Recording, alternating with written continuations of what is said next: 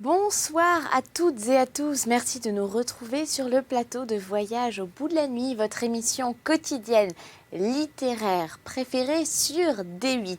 C'est un plaisir de vous retrouver cette nuit encore pour partir en voyage et c'est un très très beau voyage qu'on va faire puisqu'on part au pays de Stendhal. Alors Stendhal, on l'aime beaucoup ici à Voyage, on avait déjà lu Le Rouge et le Noir, on a dû le lire plusieurs fois et là on s'attaque à un nouveau roman, c'est Armance, il est un petit peu moins connu et vous allez voir, il est très intéressant.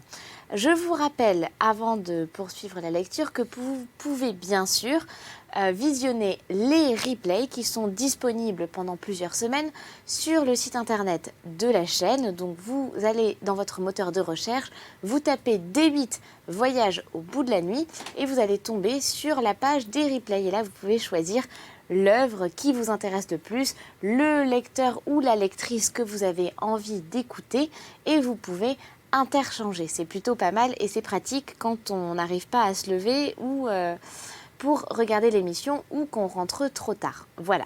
Donc, je vous rappelle également qu'on est disponible pour vous sur les réseaux sociaux parce que cette émission est aussi la vôtre. Donc il y a un petit hashtag qui s'affiche là en bas de l'écran. C'est VBN pour Voyage au bout de la nuit. Et vous pouvez du coup commenter, réagir, nous envoyer des propositions. Vous le faites déjà et c'est très agréable et on essaie de répondre autant qu'on peut. Et on va continuer à faire du mieux possible pour cette nouvelle année. Voilà, merci beaucoup. Donc, on va reprendre tout de suite la lecture. Donc, où est-ce que je me suis arrêtée? On est encore vraiment au tout début du bouquin. Hein. C'est vraiment, c'est pas un roman très très épais comme vous le voyez. Et on est à peu près au chapitre 4, on est à peu près à la fin du chapitre 4. Et du coup, qu'est-ce qui se passe? Donc pour l'instant, on suit les pérégrinations d'un jeune homme qui s'appelle Octave. Octave a 20 ans, voilà, donc il est très jeune et il vient de sortir de Polytechnique. Voilà, il a fait Polytechnique.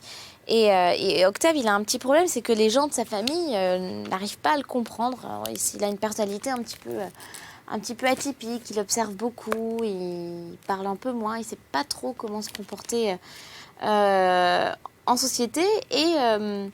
Et là, au moment de notre histoire, il va aller dans des salons, vous savez, toutes ces espèces de salons littéraires qu'il y avait à la fin du 19e. Et puis, donc, il rencontre du monde, plutôt du beau monde en général, et il va revoir sa cousine Armance, voilà. Et puis, il y a quelque chose qui s'installe entre eux. On comprend que ils sont pas indifférents. On n'arrive pas trop à comprendre s'ils se plaisent ou s'ils se plaisent pas trop. Et au moment de notre lecture, je vais reprendre tout de suite. C'est Octave qui décide ne regarda pas une seule fois Armance. Voilà, je continue à partir de là. Mais de toute la soirée, ses yeux ne laissèrent échapper aucun de ses mouvements. Il débuta son entrée dans le salon par faire une cour marquée à la duchesse d'Ancre. Il lui parlait avec une attention si profonde que cette dame eut le plaisir de le croire converti aux égards dus à son rang. Depuis qu'il a l'espoir d'être riche, ce philosophe est des nôtres, dit-elle, tout bas, tout bas, tout bas, à Madame de la Ronze. Octave voulait s'assurer du degré de perversité de cette femme, la trouvait bien méchante. C'était en quelque sorte voir mademoiselle de Zoïloff innocente. Il observa que le seul sentiment de la haine portait quelque vie dans le cœur desséché de madame d'Ancre. Mais en revanche, ce n'étaient que les choses généreuses et nobles qui lui inspiraient de l'éloignement. On eût dit qu'elle éprouvait le besoin de s'en venger.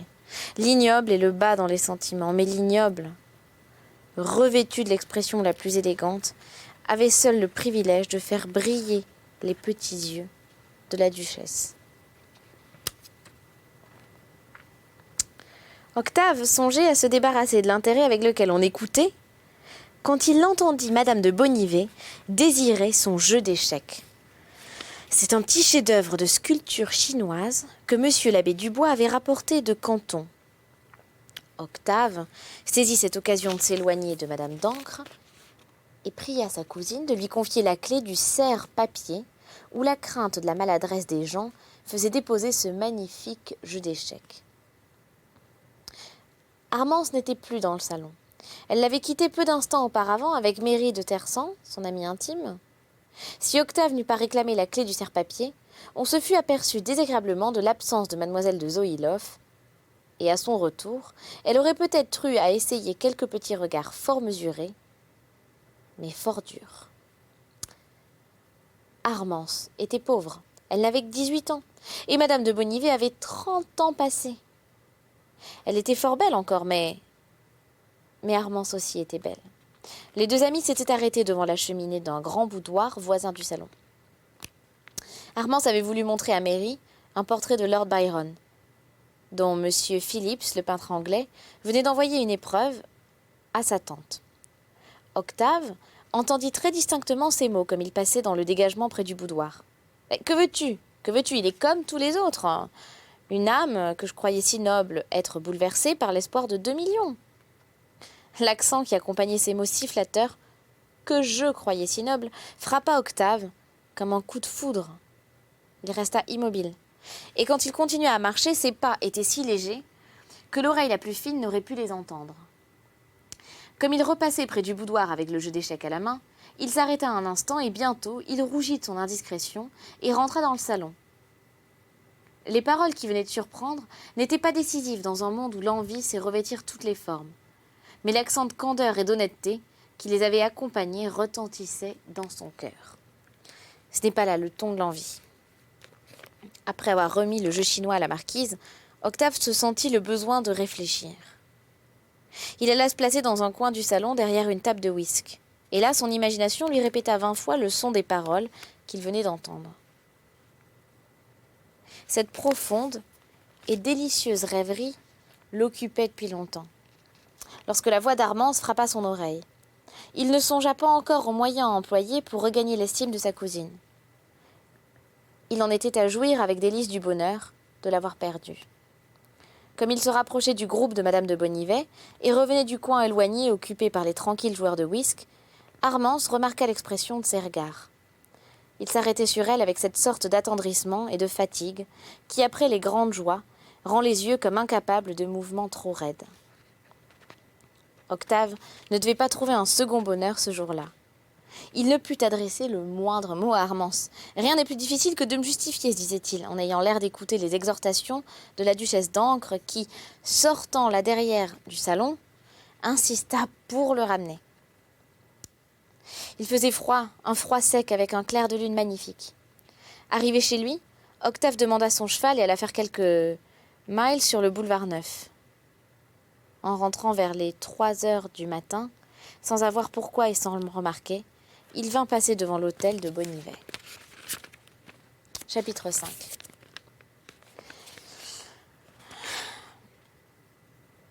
Comment pourrais-je prouver à mademoiselle de Zoïloff, par des faits et non par des vaines paroles, que le plaisir de voir quadrupler la forme de mon père ne m'a pas absolument tourné la tête. Chercher une réponse à cette question fut pendant 24 heures l'unique occupation d'Octave. Pour la première fois de sa vie, son âme était entraînée à son insu.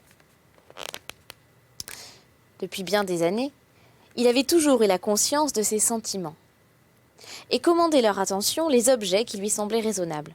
C'était au contraire avec toute l'impatience d'un jeune homme de 20 ans qu'il attendit l'heure à laquelle il devait rencontrer mademoiselle de Zoïloff. Il n'avait pas le plus petit doute sur la possibilité de parler à une personne qu'il voyait 2 fois presque tous les jours. Il n'était embarrassé que sur le choix des paroles les plus propres à la convaincre. « Car enfin, disait-il, je ne puis pas trouver en 24 heures d'action, prouvant d'une manière décisive que je suis au-dessus de la petitesse dont elle m'accuse au fond de son cœur. Et il doit m'être permis de protester, d'abord par des paroles. Beaucoup de paroles, en effet, se présentaient successivement à lui, tantôt qu'elles lui semblaient avoir trop d'emphase. Tantôt il craignait de traiter avec trop de légèreté une imputation aussi grave. Il n'était point encore décidé sur ce qu'il devait dire à mademoiselle de Zoïloff lorsque 11 heures sonnèrent. Et il arriva l'un des premiers dans le salon de l'hôtel de Bonnivet. Mais oui, mais quel ne fut pas son étonnement quand il remarqua que mademoiselle de Zoïloff, qui lui adressa la parole plusieurs fois pendant la soirée et en apparence comme à l'ordinaire, lui ôtait cependant toutes les occasions de lui dire un mot destinée à n'être entendue que d'elle. Octave fut vivement piqué. Cette soirée passa comme un éclair. Le lendemain, il fut aussi malheureux. Le surlendemain, les jours suivants, il ne put pas davantage parler à Armance. Chaque jour, il espérait trouver l'occasion de dire ce mot si essentiel pour son honneur. Et chaque jour, sans qu'on pût apercevoir la moindre affectation dans sa conduite, et dans celle de mademoiselle de Zoïlov, il voyait son espoir s'évanouir. Il perdait l'amitié et l'estime de la seule personne qui lui sembla digne de la sienne, parce qu'on lui croyait des sentiments opposés à ceux qu'il avait réellement. Rien assurément n'était plus flatteur au fond, mais rien aussi n'était plus impatientant. Octave fut profondément préoccupé de ce qui lui arrivait. Il eut besoin de plusieurs jours pour s'accoutumer à sa nouvelle position de disgracié auprès d'Armance. Sans y songer, lui qui avait tant aimé le silence, prit l'habitude de parler beaucoup lorsque mademoiselle de Zoïlov était à portée de l'entendre. À la vérité, peu lui importait de paraître bizarre ou décousu. À quelques femmes brillantes ou considérables qu'il adressait la parole, il ne parlait jamais, en effet, qu'à mademoiselle de Zoïlov et pour elle. Et par ce malheur réel, Octave fut distrait de sa noire tristesse. Il oublia l'habitude de chercher toujours à juger de la quantité de bonheur dont il jouissait dans un moment présent. Il perdait son unique ami. Il se voyait refuser une estime qu'il était si sûr de mériter. Mais ces malheurs, quelque cruels qu'ils fussent, n'allaient point jusqu'à lui inspirer ce profond dégoût pour la vie qu'il éprouvait 15 jours auparavant. Il se disait « Mais quel homme n'a pas été calomnié ? La sévérité dont on use envers moi est un gage de l'empressement avec lequel on réparera ce tort quand la vérité sera enfin connue. » Octave voyait un obstacle qu'il séparait de bonheur, mais il voyait le bonheur, ou du moins la fin de sa peine, et d'une peine à laquelle il songeait uniquement. Sa vie eut un but nouveau. Il désirait passionnément reconquérir l'estime d'Armance. Ce n'était pas une entreprise aisée. Cette jeune fille avait un caractère singulier, née sur les confins de l'Empire russe, sur les frontières du Caucase, à Sébastopol, où son père commandait. Mademoiselle de Zoïlov cachait sous l'apparence d'une douceur parfaite une volonté ferme, digne de l'âpre pays où elle avait passé son enfance. Sa mère, proche parente de mesdames de Bonnivet et de Malivet, se trouvant à la cour de Louis Amito, avait éprouvé un colonel. Monsieur de Zoïlov appartenait à une famille qui depuis un siècle avait obtenu les plus grands emplois. La mère d'Armance mourut en 1811. Elle perdut bientôt le général de Zoïlov, son père, tué à la bataille de Montmirail. Madame de Bonnivet, apprenant qu'elle avait une parente isolée dans une petite ville au fond de la Russie, avec 100 louis de rente pour fortune, n'hésita pas à la faire venir en France. Elle l'appelait sa nièce et comptait la marier en obtenant quelques grâces de la cour. Le bisaïeul maternel d'Armance avait été Cordon Bleu. On voit qu'à peine âgée de 18 ans, mademoiselle de Zoïlov avait déjà éprouvé d'assez grands malheurs. Elle devait à ce singulier caractère, et surtout à de grands yeux bleu foncé qui avaient des regards enchanteurs, l'amitié de tout ce qui se trouvait de femmes distinguées dans la société de madame de Bonnivet. Mais mademoiselle de Zoïlov avait aussi beaucoup d'ennemis. C'est en vain que sa tante avait cherché à la corriger de l'impossibilité où elle était de donner son intention aux gens qu'elle n'aimait pas. On voyait trop qu'en leur parlant, elle songeait à autre chose. Il y avait d'ailleurs bien des petites façons de dire et d'agir qu'Armance n'eût pas osé désapprouver chez les autres femmes. Peut-être même ne songeait-elle pas à se les interdire. Mais si elle se les fut permises pendant longtemps, elle eût rougi toutes les fois qu'elle s'en serait souvenue. Dès son enfance, ses sentiments pour des bagatelles de son âge avaient été si violents qu'elle se les était visiblement reprochés. Elle avait pris l'habitude de se juger peu relativement à l'effet produit sur les autres, mais beaucoup relativement à ses sentiments d'aujourd'hui, dont demain, peut-être, le souvenir pouvait empoisonner sa vie. On trouvait quelque chose d'asiatique dans les traits de cette jeune fille, comme dans sa douceur et sa nonchalance, qui, malgré son âge, semblait encore tenir à l'enfance. Aucune de ses actions ne réveillait d'une façon directe l'idée du sentiment exagéré de ce qu'une femme se doit à elle-même. Et cependant, un certain charme de grâce et de retenue enchanteresse se répandait autour d'elle. Sans chercher en aucune façon à se faire remarquer et en laissant échapper à chaque instant des occasions de succès, cette jeune fille intéressait. On voyait qu'Armance ne se permettait pas une foule de choses que l'usage autorise et que l'on trouve journellement dans la conduite des femmes les plus distinguées. Pour tout dire en un mot, je ne doute pas que, sans son extrême douceur et sa jeunesse, les ennemis de mademoiselle de Zoïloff ne l'eussent accusée de pruderie. L'éducation étrangère qu'elle avait reçue et l'époque tardive de son arrivée en France servaient encore d'excuse à ce que l'œil de la haine aurait pu découvrir de légèrement singulier dans sa manière d'être frappée des événements et même dans sa conduite. Octave passait sa vie avec les ennemis que ce singulier caractère avait suscité à mademoiselle de Zoïloff. La faveur marquée dont elle jouissait auprès de madame de Bonnivet était un grief que les complaisantes de cette femme, si considérable dans le monde, ne pouvaient lui pardonner. C'était surtout sa droiture impassible qui leur faisait peur. Comme il est assez difficile d'attaquer les actions d'une jeune fille, on attaquait sa beauté. Octave était le premier à convenir que sa jeune cousine aurait pu facilement être beaucoup plus jolie. Elle était remarquable par ce que j'appellerais, si je l'osais, la beauté russe. C'était une réunion de traits qui, tout en exprimant à un degré fort élevé une simplicité et un dévouement que l'on ne trouve plus chez les peuples trop civilisés, offrait, il faut l'avouer, un singulier mélange de la beauté circassienne la plus pure et de quelques formes allemandes un peu trop prononcées. Rien n'était commun dans le contour de ces traits si profondément sérieux, mais qui avaient un peu trop d'expression, même dans le calme, pour répondre exactement à l'idée que l'on se fait en France de la beauté qui convient à une jeune fille.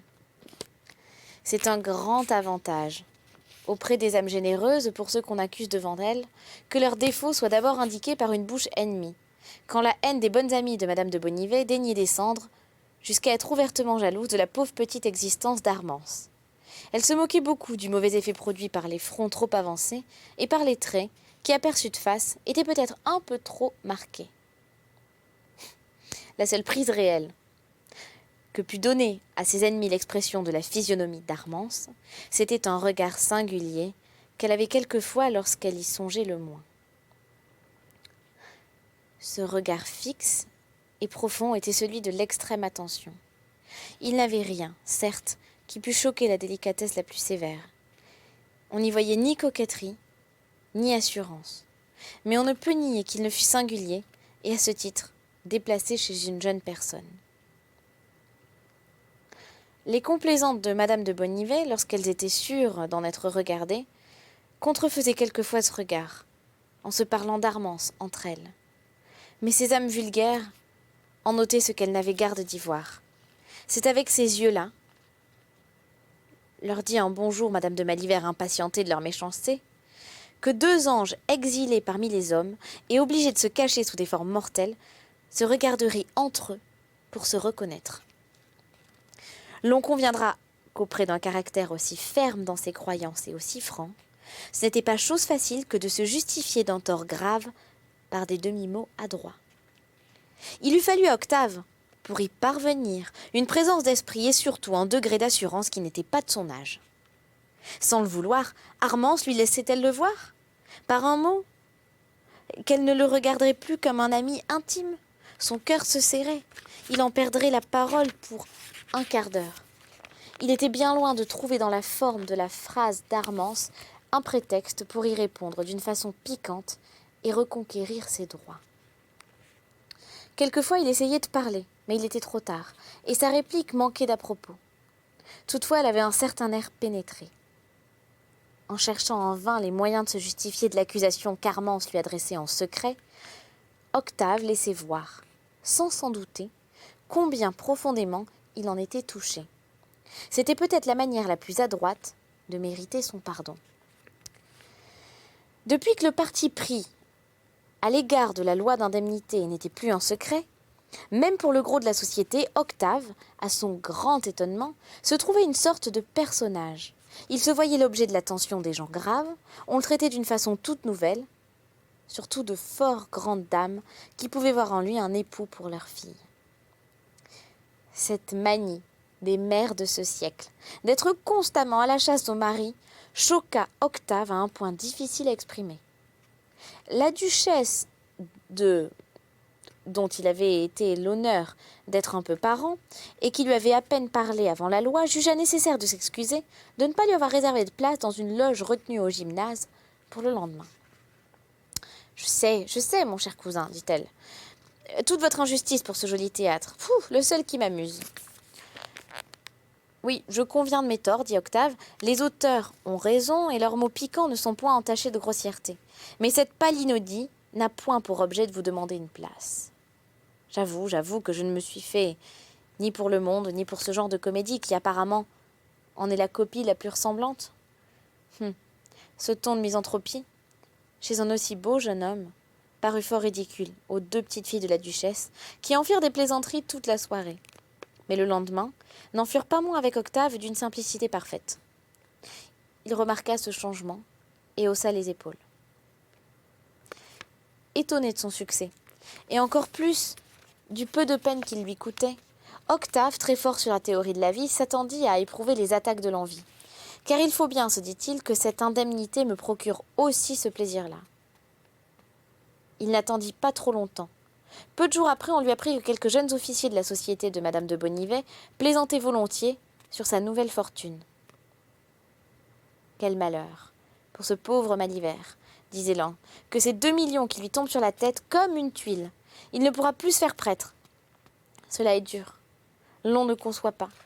Reprenait un second que dans ce siècle où la noblesse est si rudement attaquée, l'on ose porter un titre et se soustraire au baptême de sang.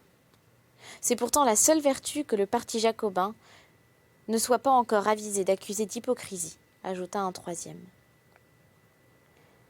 À la suite de ces propos, Octave se répandit davantage, parut dans tous les bals, fut très hautain, et même, autant qu'il en était, impertinent envers les jeunes gens. Mais cela ne produisait rien. À son grand étonnement, il trouva que l'on l'en respectait un peu plus. À la vérité, il fut décidé que l'indemnité lui avait absolument tourné la tête.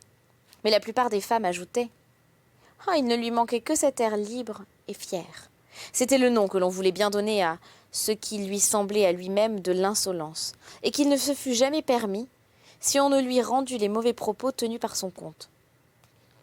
Octave jouissait de l'accueil étonnant qu'il recevait dans le monde et qui allait si bien à cette disposition à se tenir à l'écart qui lui était naturel. Ses succès lui plaisaient surtout à cause du bonheur qu'il lisait dans les yeux de sa mère. C'était sur les instances réitérées de Madame de Malivert qu'il avait abandonné sa chère solitude. Mais l'effet le plus ordinaire des attentions, dont il se voyait l'objet, était de lui rappeler sa disgrâce auprès de mademoiselle de Zoïloff. Elle semblait augmenter chaque jour. Il y eut des moments où cette disgrâce allait presque jusqu'à l'impolitesse.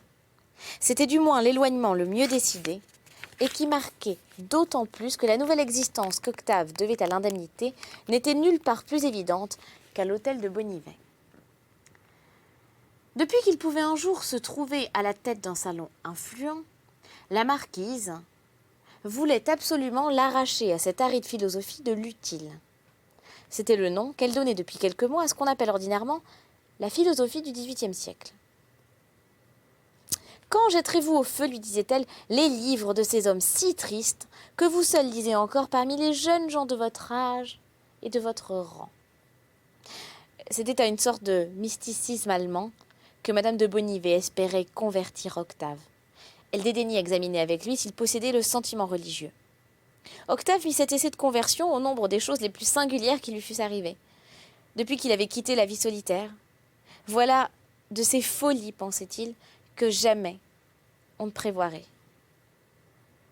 Madame la marquise de Bonnivet pouvait passer pour l'une des femmes les plus remarquables de la société.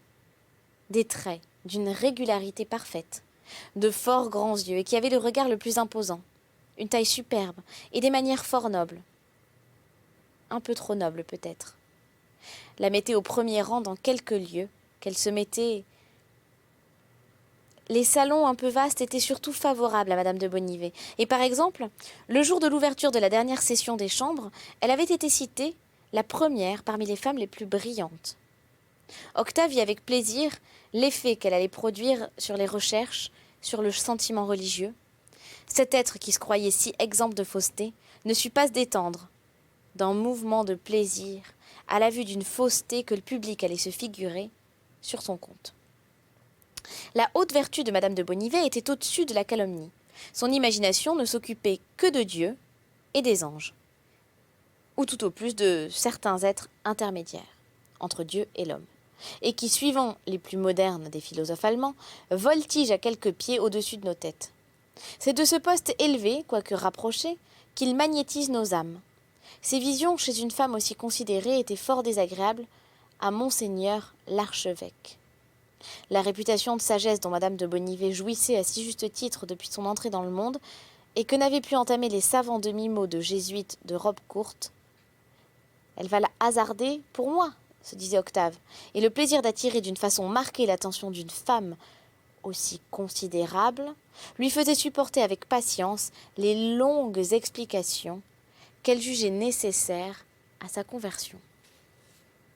Bientôt, parmi ses nouvelles connaissances, Octave fut désigné comme l'inséparable de cette marquise, si célèbre dans un certain monde, et qui, à ce qu'elle pensait, faisait sensation à la cour quand elle daignait y paraître. Quoique la marquise fût une fort grande dame, tout à fait à la mode, et d'ailleurs fort belle encore, ses avantages ne faisaient aucune impression sur Octave. Il avait le malheur de voir un peu d'affectation dans ses manières. Et dès qu'il apercevait ce défaut quelque part, son esprit n'était plus disposé à se moquer. Mais ce sage de 20 ans était loin de pénétrer la véritable cause du plaisir qu'il trouvait à se laisser convertir. Lui qui tant de fois s'était fait des serments contre l'amour, que l'on peut dire que la haine de cette passion était la grande affaire de sa vie. Il allait avec plaisir à l'hôtel de Bonnivet parce que toujours cette Armance, qu'il méprisait, qui le haïssait peut-être, était à quelques pas de sa tante. Octave n'avait aucune présomption. La principale erreur de son caractère était même de s'exagérer des désavantages. Mais s'il s'estimait un peu, c'était sous le rapport de l'honneur et de la force d'âme. Il s'était dégagé sans ostentation et sans faiblesse, aucune de plusieurs opinions ridicules, mais agréables à avoir, et qui sont des principes pour la plupart des jeunes gens de sa classe et de son âge. Un jour, par exemple, on attaquait la prédilection d'Armance pour les cheveux courts et retombant en fort grosses boucles autour de la tête, comme on les porte à Moscou, par exemple. Mademoiselle de Zoïlov trouve cet usage commode, dit une de ses complaisantes de la marquise. La malignité d'Octave vit avec plaisir tout le succès que ce raisonnement obtenait auprès des femmes de la société. Elle laissait entendre qu'Armance avait raison de tout sacrifier au devoir que lui imposait son dévouement pour sa tante. Et leur regard semblait dire de tout sacrifier à ses devoirs de dame de compagnie. La fierté d'Octave était bien loin de songer à la répliquer à cette insinuation. Pendant que la malignité en jouissait, il se livrait en silence et avec délice à un petit mouvement d'admiration passionné. Il sentait plutôt qu'il ne se le disait. Cette femme ainsi attaquée par toutes les autres est cependant la seule ici digne de mon estime.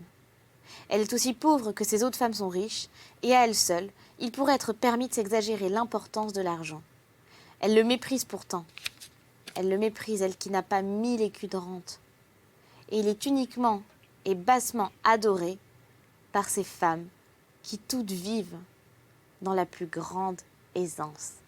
Et c'est la fin de ce chapitre. C'était la fin du chapitre 5 déjà, et c'est aussi la fin de cette émission. On se retrouve bien sûr très vite pour la suite d'Armance de Stendhal. Merci de nous écrire #VBN sur Twitter, les réseaux sociaux. Cette émission est la vôtre. On se retrouve très bientôt pour un nouveau voyage jusqu'au bout de la nuit. Prenez soin de vous. Salut.